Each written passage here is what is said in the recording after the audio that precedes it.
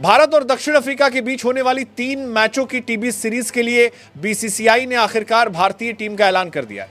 दिसंबर की शुरुआत में होने वाली यह सीरीज टीबीज वर्ल्ड कप 2026 की तैयारियों का बेहद अहम हिस्सा मानी जा रही है।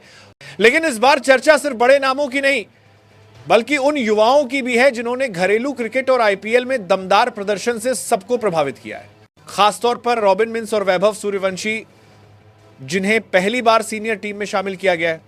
एक तरफ रॉबिन अपनी फेयरलेस हिटिंग से मैच बदलने की क्षमता रखते हैं, वहीं वैभव की left arm pace team India के लिए एक बड़ा हथियार साबित हो सकती है।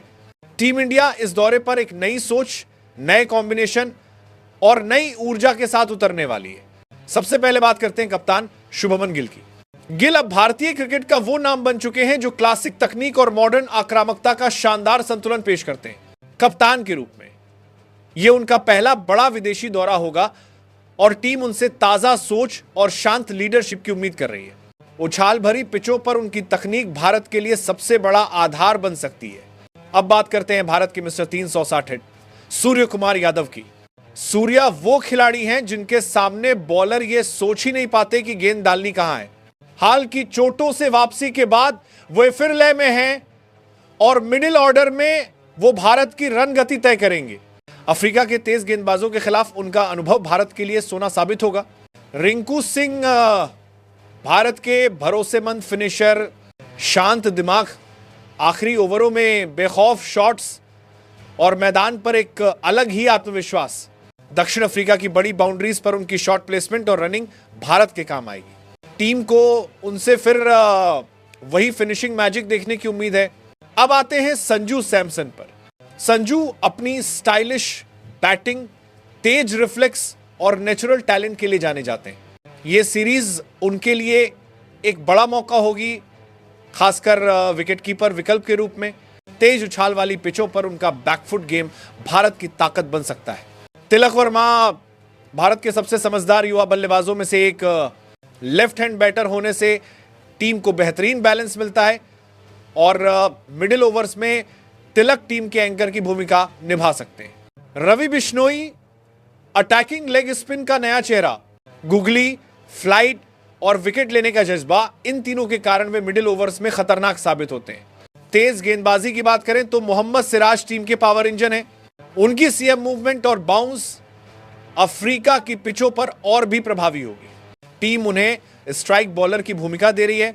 अर्शदीप सिंह भारत के डेथ ओवर के मास्टर, उनके पिन पॉइंट यॉर्कर्स किसी भी बल्लेबाज के लिए बिगाड़ सकते हैं। लेफ्ट आर्म एंगल हमेशा चुनौती देता है और यह अफ्रीकी हालात में और बढ़ जाएगा। अक्षर पटेल अपने स्किडी स्पेल्स और कसी हुई लाइन लेंथ से बल्लेबाजों को बांध देते हैं। नीचे के क्रम में बड़े शॉट खेलने की क्षमता उन्हें और भी महत्वपूर्ण बनाती है। कुलदीप यादव भारत के कलाई के जादूगर, उनकी फ्लाइट, ड्रिफ्ट और टर्न बल्लेबाजों को हमेशा उलझाती है। चाहे पिच स्पिनर्स के अनुकूल ना हो, कुलदीप किसी भी हालात में विकेट निकाल सकते हैं। रेहान पराग फेयरलेस बल्लेबाज, तेज फील्डर और पार्ट टाइम लेग स्पिनर। उनकी पावर हिटिंग और एटीट्यूड अफ्रीका की पिचों पर पूरी तरह फिट बैठती है। रॉबिन मिंस भारत का नया फिनिशिंग स्टार, उनकी बैट स्पीड, फेयरलेस एटीट्यूड और स्पिन के खिलाफ बड़ी हिटिंग उन्हें बेहद खतरनाक बनाती है।